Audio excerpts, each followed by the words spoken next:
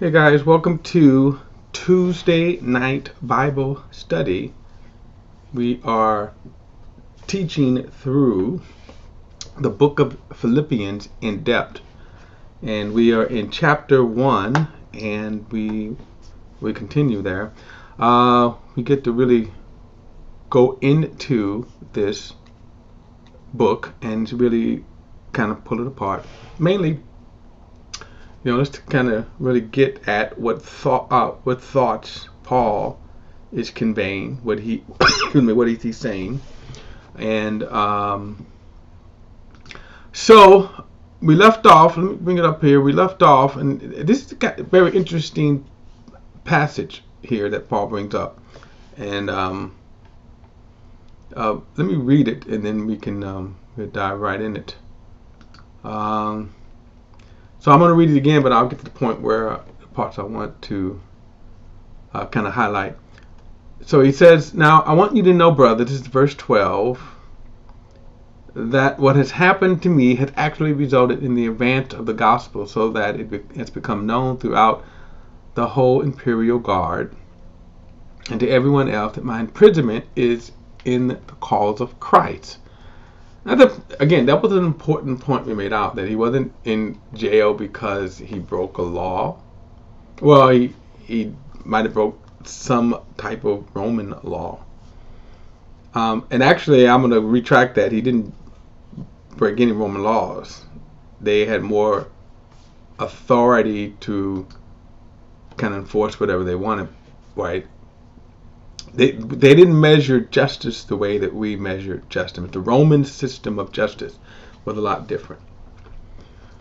If you were a Roman citizen,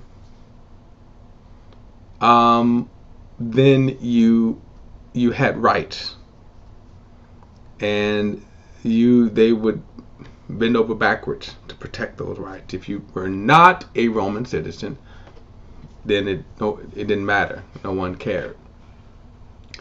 So that's the difference.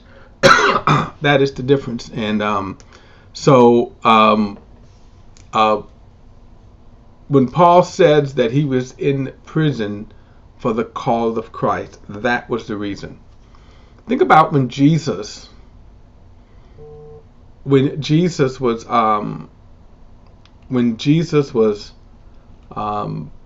crucified. They were crucifying an innocent man. Everyone knew they were crucifying an innocent man. Pilate knew it. The Pharisees knew it. And so on crucifixions, usually what you would have is the criminal, and the crucifixions were designed to discourage any type of, crime against Rome.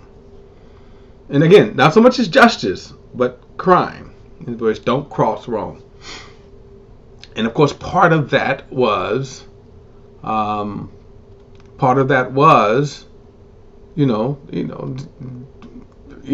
to pay your taxes. You cannot murder and kill, and especially a Roman citizen. And so that's why I said everything kind of evolved around kind of if you were outside, if you weren't a Roman citizen, in the sense there was no justice for you. And that was like in that respect, it really wasn't. But anyway, crucifixions were they were one of the most brutal forms of execution you could have. And what they would do is, on the cross, they would post your crime. Okay, they would post your crime. But of course, with Jesus, they didn't. He was an innocent man. Everybody knew he was innocent. So basically, they just simply posted, "He's the King of the Jews." But it is important to know that you, just like today, if somebody says, you meet someone and they go, "Well, hey, I just got out of prison," the first reaction is, "What? You just got for what? What are you going?" We are not as second chance people as people like to think. But what he's going to say that came out of this, because of this, Paul's imprisonment turned into an incredible witness for the Lord. An incredible witness for the Lord. And that's what he's noting here. So we should always think about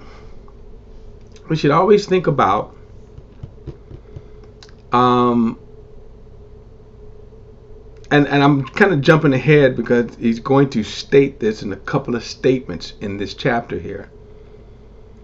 So wherever we find ourselves in life,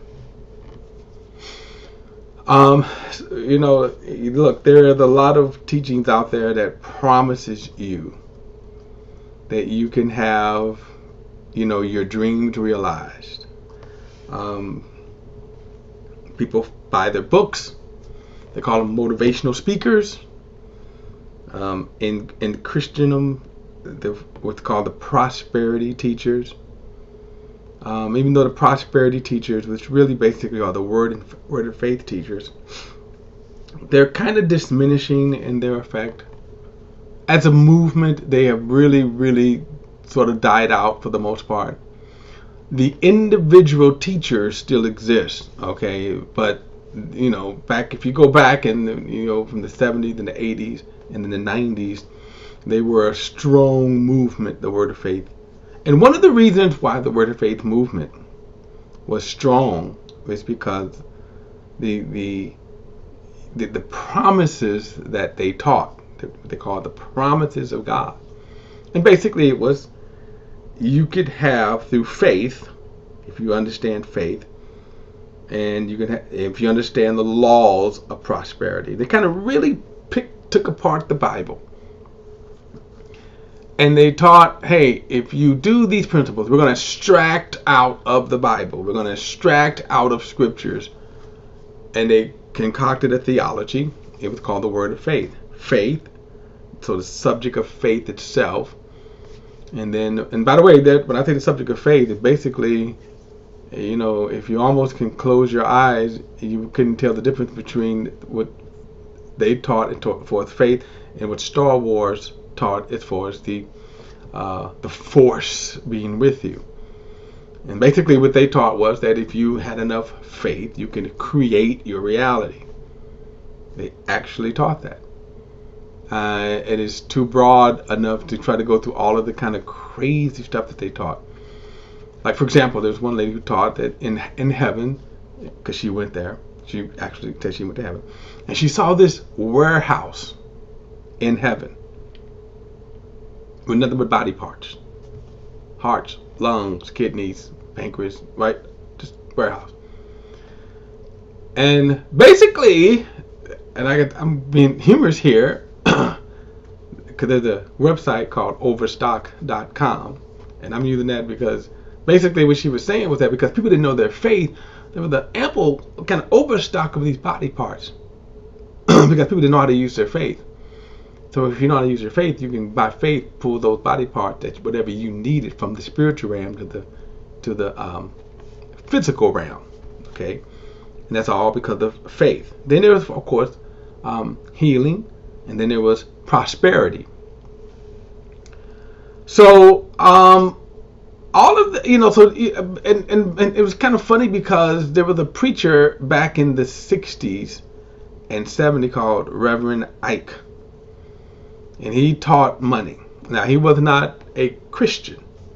He was a universalist, but he got extremely wealthy teaching people this false doctrine of prosperity.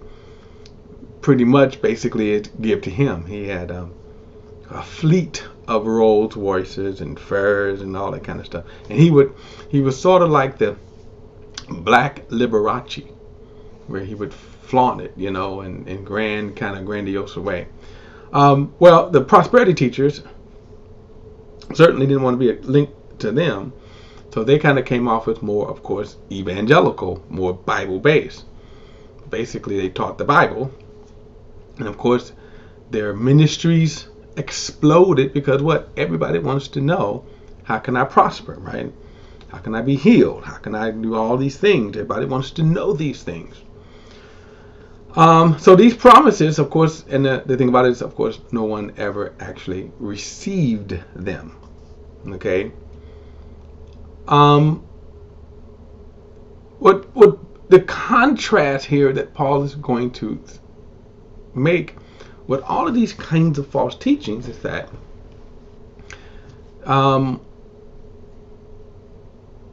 what is God's purpose for your life?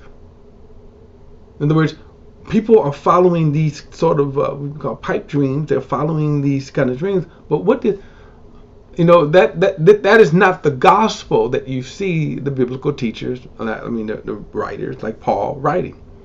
And this is a good example right here that Paul found himself in jail. He's in prison. He's writing this letter to the Philippians from jail. And as we said before, Paul would oftentimes wonder, he would worry about how the people would take his situation.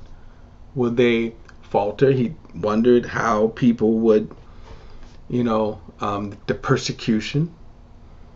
So this is important how he says this. So how he kind of his perspective here is let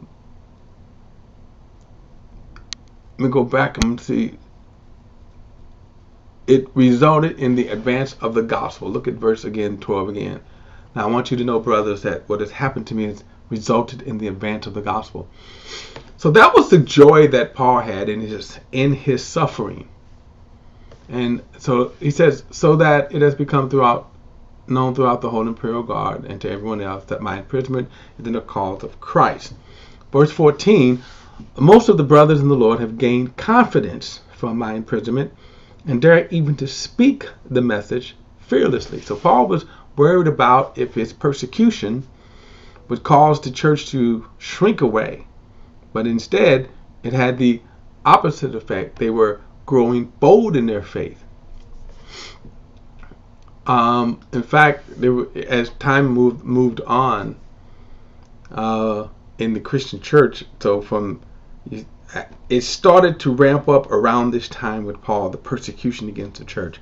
Not individual, but kind of the church as a whole. In other words, Rome persecuted the church. Rome persecuted the Christians. And as it started to ramp up, it started to, intensify. You'd have these bouts of persecution from here until it ended in AD 13 when Constantine became the emperor. He became a Christian, and thus he ended the persecution. Now, during this period of time, people that the Bible teaches there was like a martyr's crown, and people came to glorify the martyr's crown. And so there were some people that were so zealous. And this is what happened.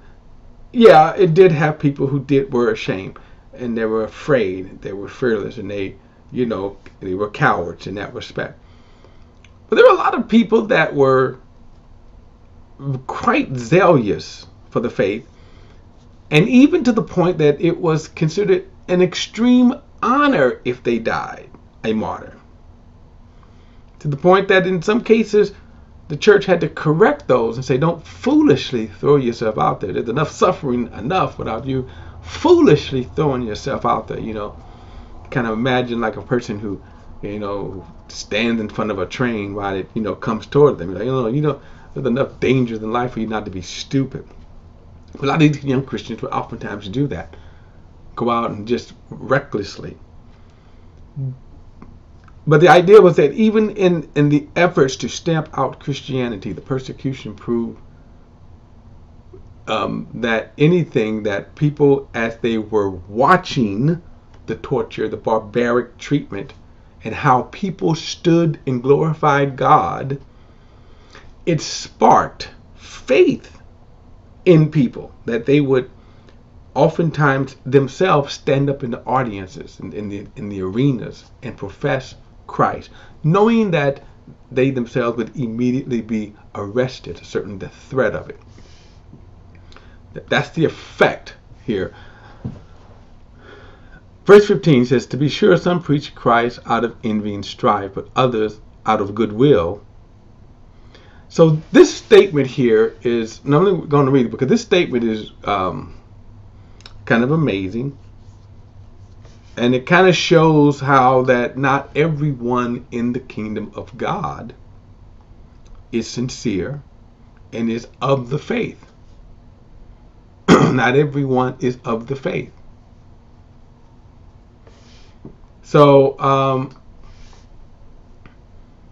verse 16, these do so out of love, knowing that I am appointed for the defense of the gospel.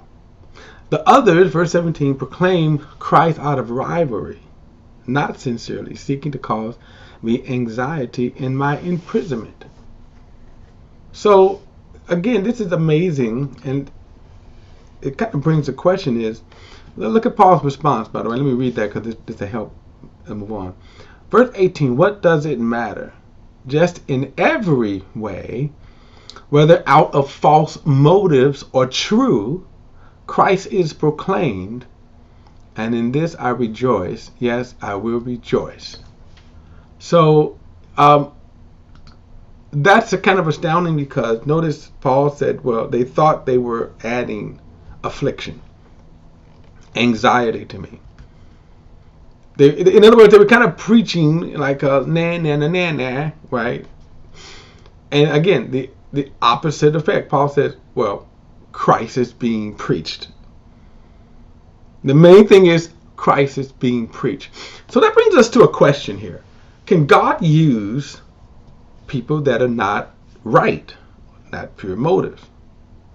In other words, did God use these people? Paul says, hey, as long as Christ is being preached. Let's be clear what Paul is not saying. Paul is not saying that any standard is acceptable. What he is saying is that the message of the gospel is being preached, and that's what's important, because God can use that if the true gospel is being preached. Now, in the book of Acts, there was, I want to say either the 17th or 8th, no, maybe the 19th chapter of Acts. It's either, look like it's either the 17th, 18th, or the 19th chapter of Acts. Okay. Well, there's a story where these synagogue rulers, these priests, these Jewish priests, they didn't profess Christ, but they were watching Paul, and they saw Paul casting out devils. So they thought to themselves, hey, we're going to cast out devils. And they attempted to do so. Now, in this particular case, what happened to them was the demon in the man jumped on it was 7 of them, jumped on them, beat them, stripped them naked, and chased them out of the synagogue. They basically, and what they said was, we adjure you, we cast you out by the Jesus Paul preached, right? Now, they didn't really have faith for that. The demon answered them, well, Jesus I know and Paul I know, but I don't know you, and then beat them up. But notice it. Now, on another occasion back in the Gospels, you had John rebuking someone who was casting out devils. Okay, well, let's get back to these guys. In other words, can God use someone? Now, in that case, in the exorcism, the demons jumped on them. There is a notion in Christianity that we have to be pure, 100% right. And sometimes that kind of makes it,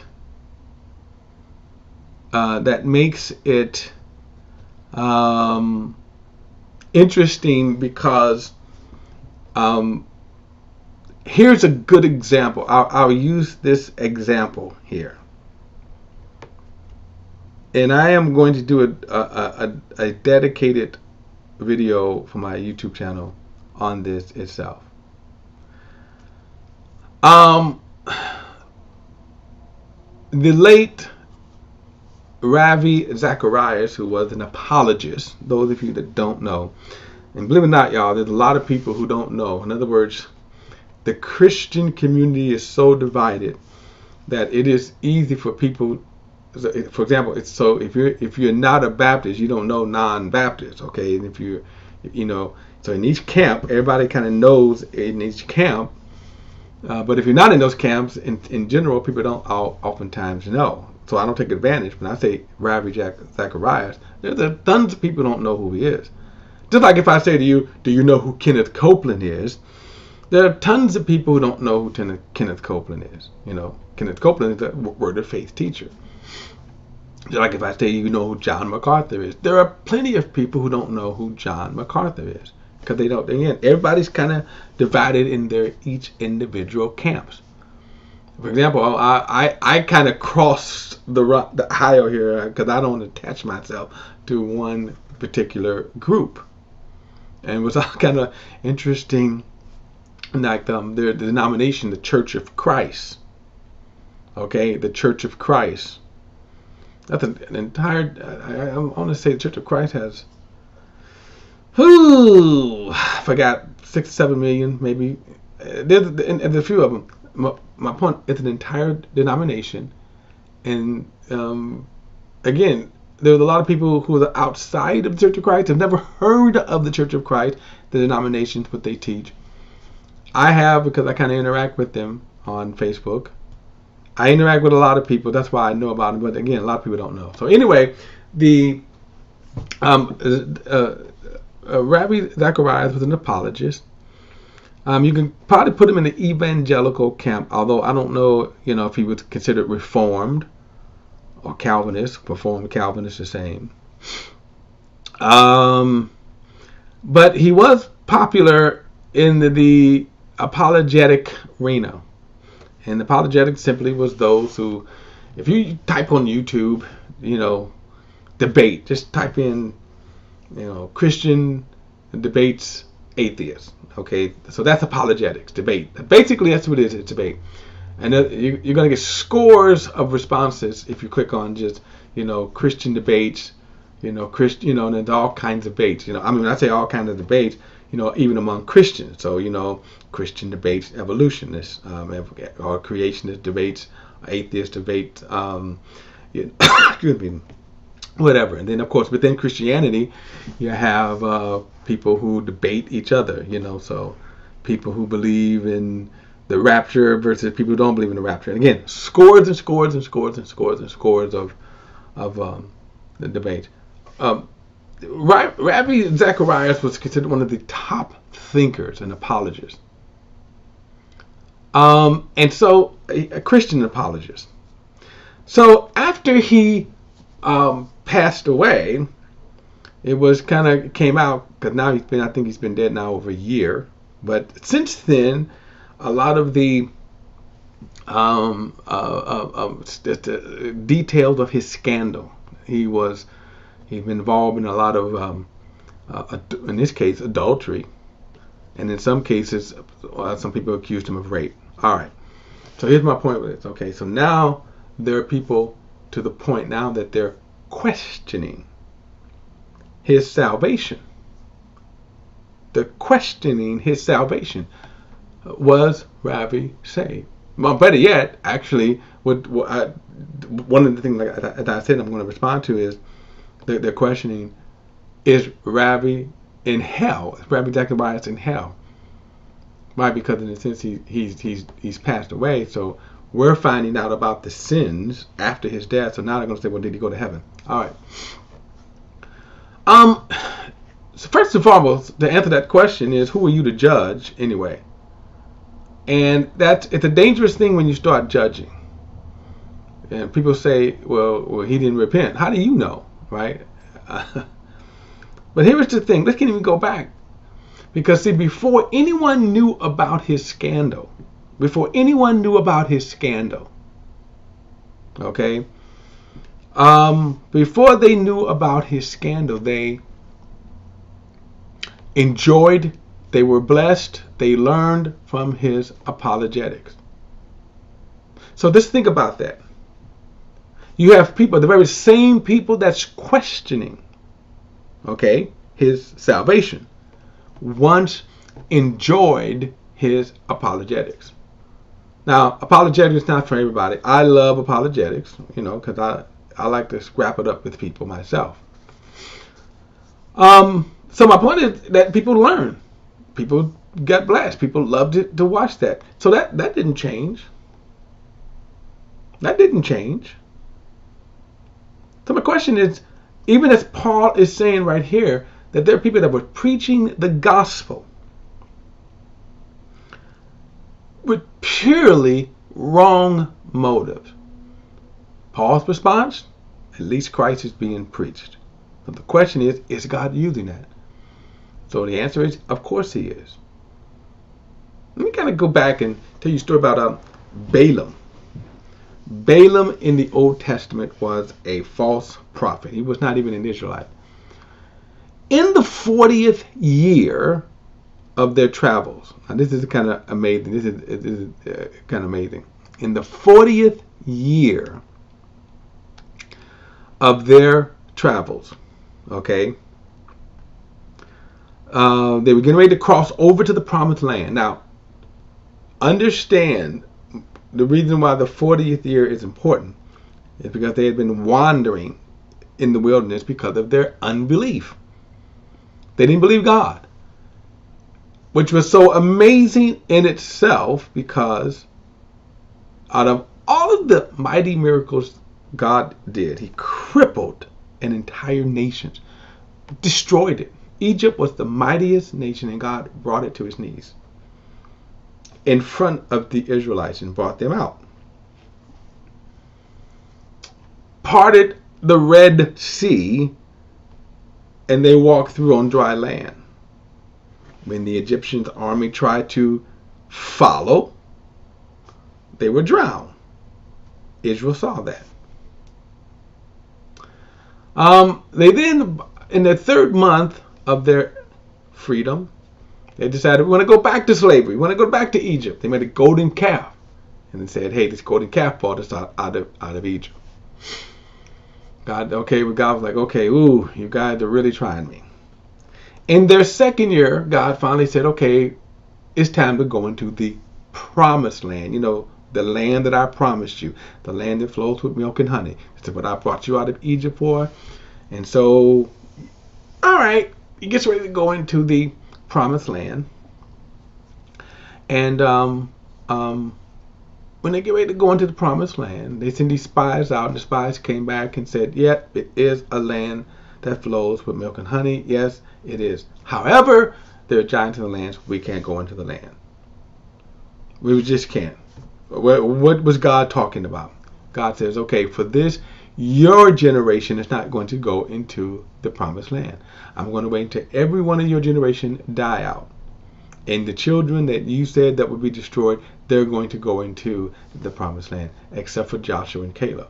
So now we fast forward 40 years, and in this 40th year, now they've come to the brink where God said, you guys are getting ready to go into the Promised Land. A lot of stuff happened in that 40th year. A lot of stuff. And in preparation for them to go into the Promised Land. By the way, Moses, he blew his chance to go in and go into the Promised Land. Obviously, Aaron wasn't going to go into the Promised Land. But one of the things that happened in this 40th year is that what you discover is all of the nations around Israel, they believed God. They did. They believed God. They were like, oh man, that God of that people. The problem is that because of the hardness of their sin nature, they didn't submit. So Balak, the king of the Moab people, he said, hey, these people have come, and he wanted Balaam to come and curse the people. Curse Israel. Of course it was silly. In other words, a curse, Balaam was some hotshot prophet. In other words, Balaam said, hey, he had this reputation. Balaam had his reputation that, whom I bless is blessed, whom I curse is cursed. And so they they prepared a nice little, what they call diviner's fee. And they said, hey, if you come, you got all this money. We just want you to put a curse on these people. Acknowledging that their God is the living God. Their God destroyed Egypt. Okay, so let's just try to do that. And then, so Balaam, remember, he's the false prophet. He wasn't even an Israelite. When the men came, God said, well, who are those people that came with you? And they said, well, the king of Balak. He said, well, you can go with him, but you're going to only tell them what I tell you. And you see this preparation that God used. This is when the story of the talking donkey. In other words, as Balaam is getting ready to go, he's on this donkey. The donkey sees an angel standing in their way with a sword drawn. So the donkey turned to the side, and now Balaam didn't see the donkey, so he starts beating. He didn't see the angel with the sword, but he started to beat beat the donkey. And every time he tried to go, the donkey wouldn't go that way. And he's beating the donkey. And finally, God opened Balaam's eyes, and he saw the angel with his sword drawn. And he said, why are you beating your donkey? He said, because he won't go. And then all of a sudden he said, well, look, had that donkey not turned, I would have hacked you to bits because you're disobeying God. Now watch this. So then God then says, now you're going to go, and you're going to go to King Balak, and you're going to only speak the words that I tell you to speak. And that's what Balaam did exactly. Now stop. Balaam never had a conversion. Never had a conversion to God. And God only used him to give this word, this prophetic word, to Balak over the people of Israel. That was it. And this was in the 40th year. And since God's announcing to the world, yeah, I'm going to take y'all land. These are my people. The creator of the universe is saying, y'all got to get out, right? Okay, but here's my point. So Balaam was greedy. And Balaam was inside seething that he was losing this money. And Balak, after he was prophesying, I think 3 different prophecies, and finally Balaam man, what are you doing? I called you here to curse this people, and you're you're blessing them. What are you doing? He finally said, see, that God, that God is robbing you of all this money. And Balaam is like, oh my God, I'm losing feet. I'm losing money, right? I'm losing money, right? So for that moment, we see God used Balaam. Now, here's what Balaam did, because even now in the book of Revelations, you see the sin of Balaam being repeated. All the way, in the book of Revelation. And what was that sin? Well, what Balaam did was, in his greed and his covetousness, he said, I told you I can only speak the word that God told me to speak. But I'll tell you what you can do. I'll tell you a way that you can get them to sin. You can get them to fall and conquer them. You bring some pretty girls, right? You bring some pretty girls around, get them just, get that seductive dress in, and then they'll fall. And they fell into fornication. They fell into adultery, and God did judge them. A plague broke out in front of them. But here is the interesting thing that I'm saying right here. Balaam's heart never changed, yet God used him. That's the point. God used him. God would later judge Balaam for that incident, for Balak and all, for the Moab. God exacted vengeance, and so they did end up. Balaam died with the Moabites because he was actually sitting there counting his money, and he ended up getting killed. All right, so the question that we're asking again is, can God use people that are not pure vessels? And the question you have to kind of ask is, well, then who is a pure vessel? Now watch this. Let's go a step further. Who is a pure vessel according to God's holiness, God's standards? So when you start with that, no one is. So we just, Remember David? David, the Bible says, is a man after God's own heart. And he he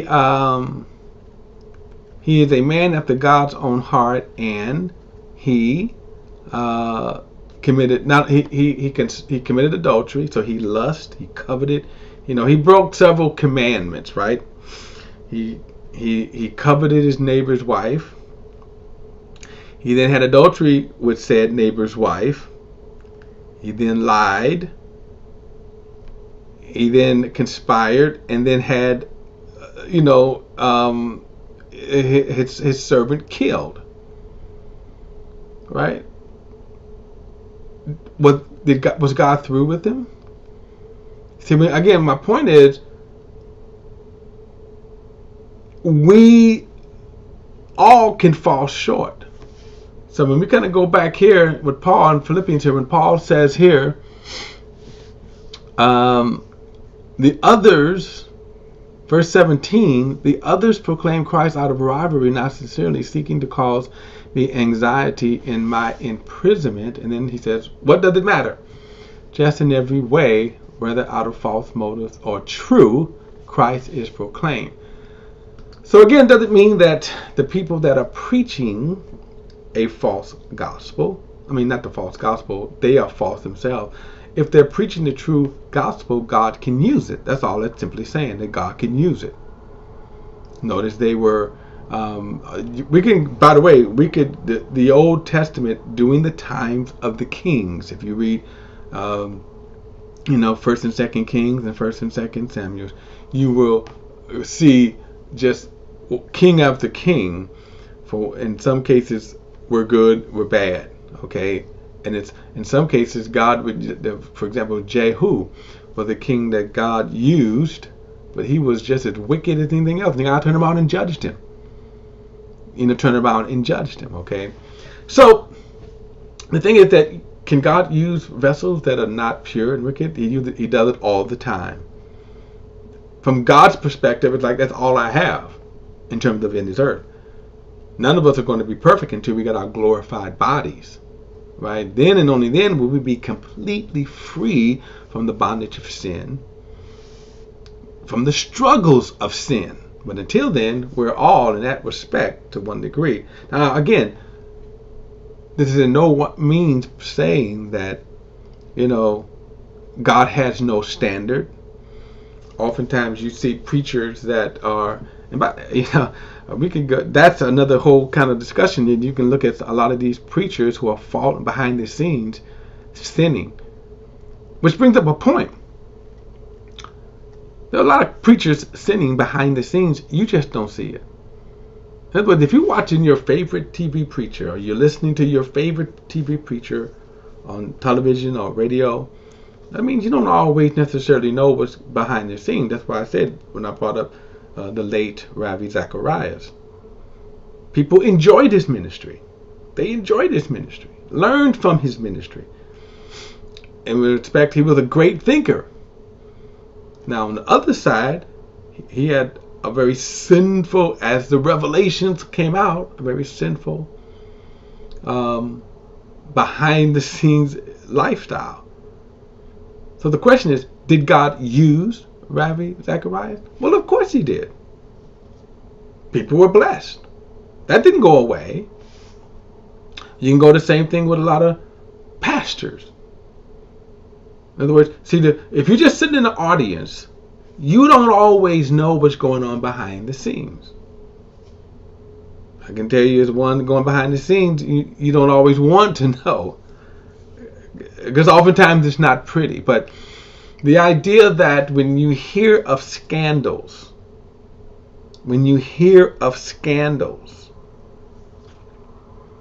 and they come to light, by the time oftentimes they come to light, it's worse than you can imagine. It's worse than what is being even known or presented. The scandals is worse. Now here's my thing. If a person is teaching God's word, even pastoring, Does that mean that they did not do good in your life? Like I say, I can show you an entire Old Testament of kings who did God's will, yet they themselves were wicked. Look at Samson. Samson was a judge who had a woman problem. And as long as he didn't touch his hair, wasn't a problem, right? But sin always gets you into problem. In other words, sin is always a problem. And sin is always going to take you there. In other words, Samson, the strength was in his hair. That was God's hand upon him. And the enemies of Samson's was trying to figure out why is this dude so strong? And Samson was so confident, so arrogant, so cocky. And you saw it right off from the beginning how he set himself up to fall.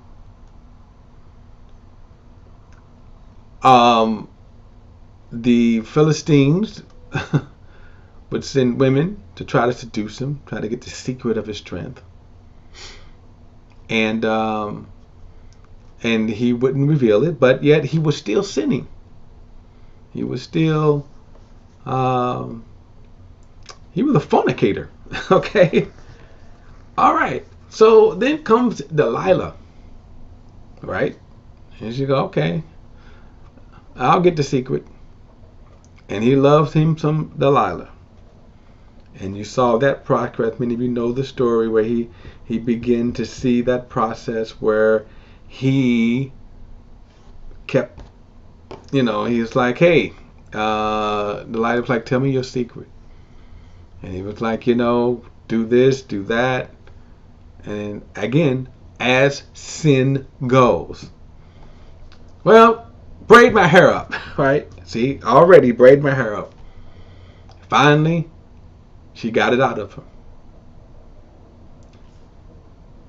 He said, if you shave my hair, I won't have my strength. And when she looked and go, okay, this time he's telling the truth.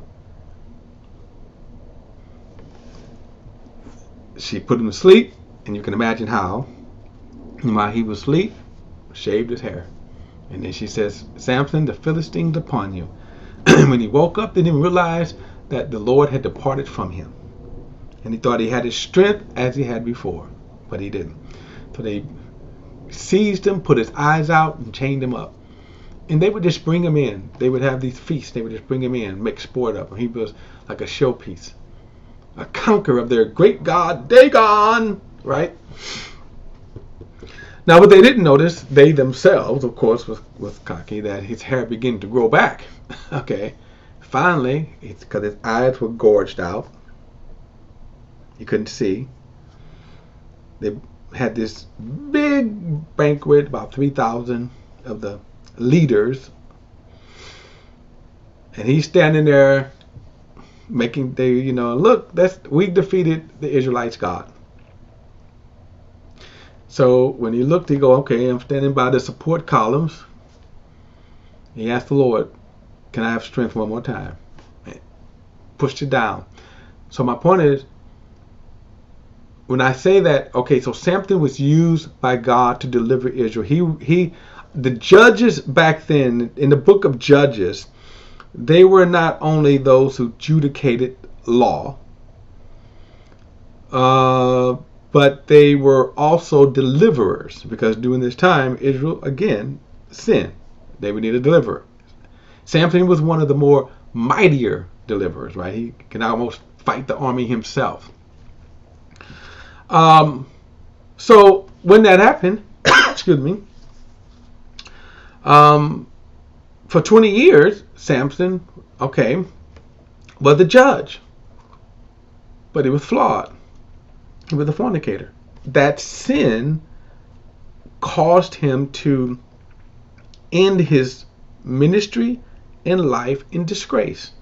So we're not in any kind of way. I don't want to be on that side of the scandal.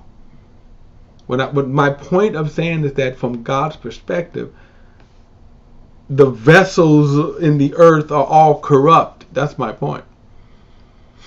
Now, as Christians born of the Spirit, we do have a higher standard, but we also have grace and mercy. So when Paul makes the statement here,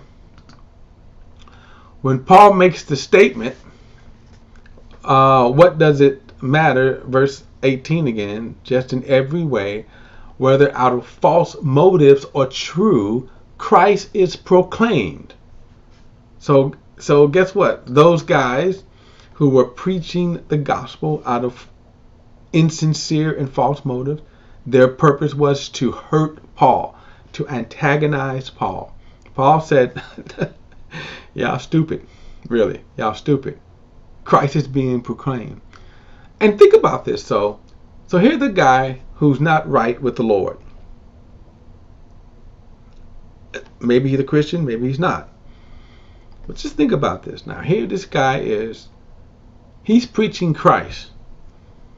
And in his mind, he's thinking, man, this is going to burn. I mean, Paul's going to be so jealous. Paul's going to be so angry that, I'm preaching the gospel and people are responding. Yeah. So now think about this. Take that same person as he's preaching Christ. He's not right with God. But people maybe that's listening to him don't know that. They don't know his motives. So as they preach with false motive, they're still preaching Christ. They're still preaching the gospel. And God is using that message. See, God is using that message. So he said Christ. So Paul is like, praise God, Christ is being proclaimed. So, and like I say, that doesn't mean that to that person, that individual, yeah, they're going to have some discussions with God, right? But Paul's point is, okay, I'm not even dealing with them. Christ is being proclaimed. So then he says, what does it matter? Verse 18 again, just in every way, whether out of false motives or true, Christ is proclaimed. And in this I rejoice, yes, and I will rejoice. So that's what he said. Hey, I'm going to rejoice. Notice, I'm not going to sit there and go, why? I'm in jail and why are they preaching the gospel? No. Are y'all preaching the gospel? We don't always know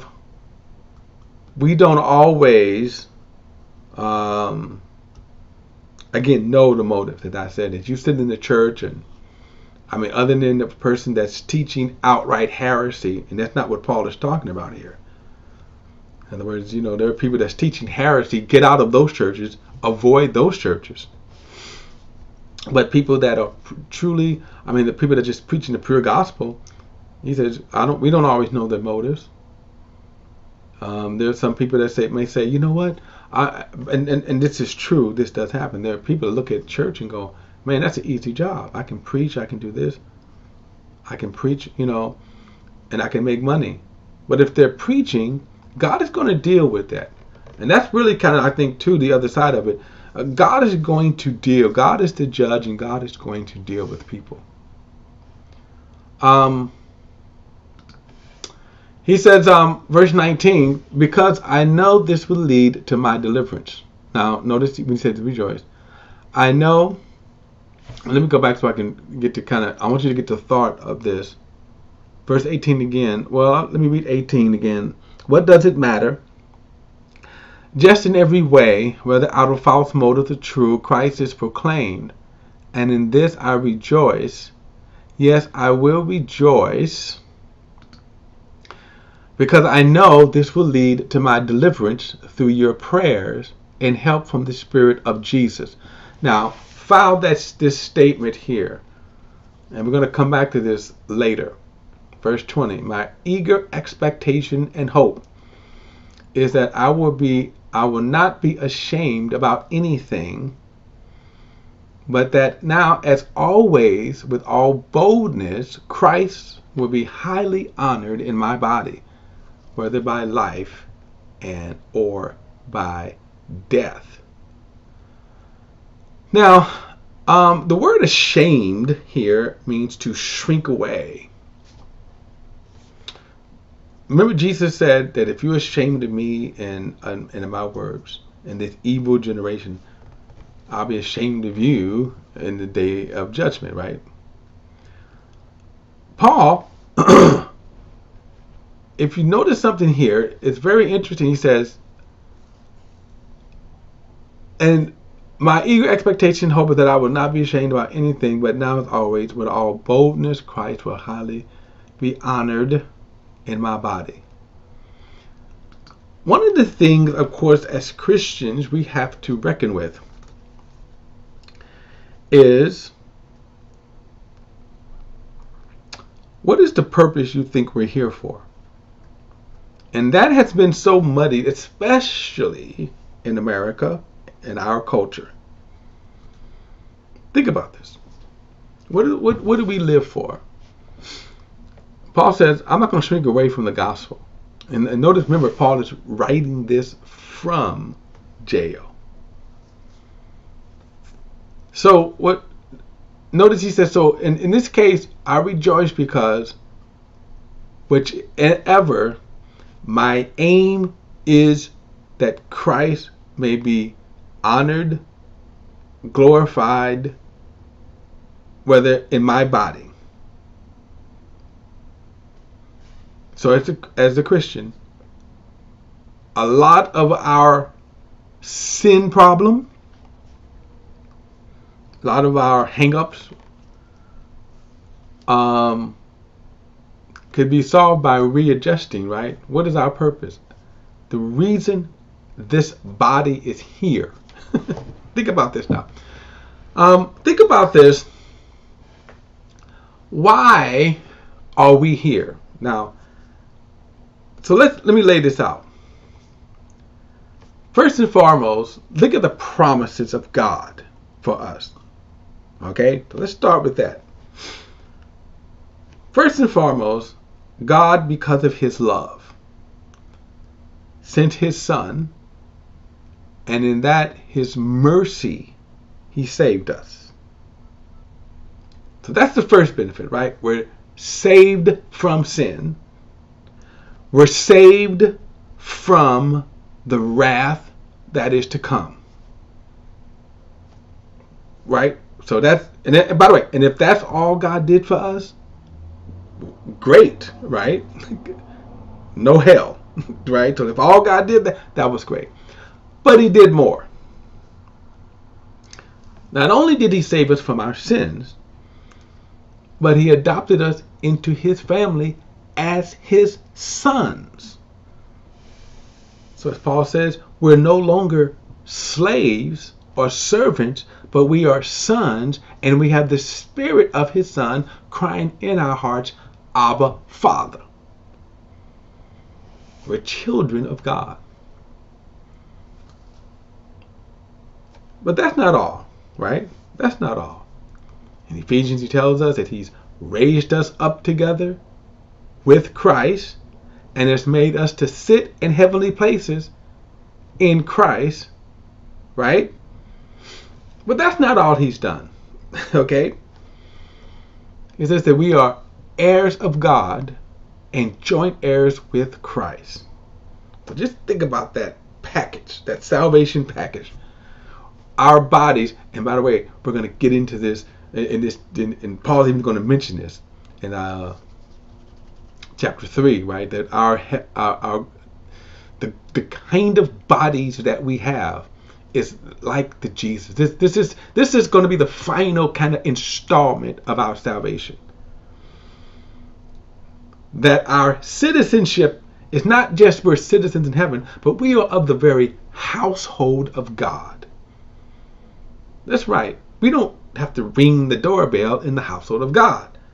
We live there. That's our residence. Right? Okay.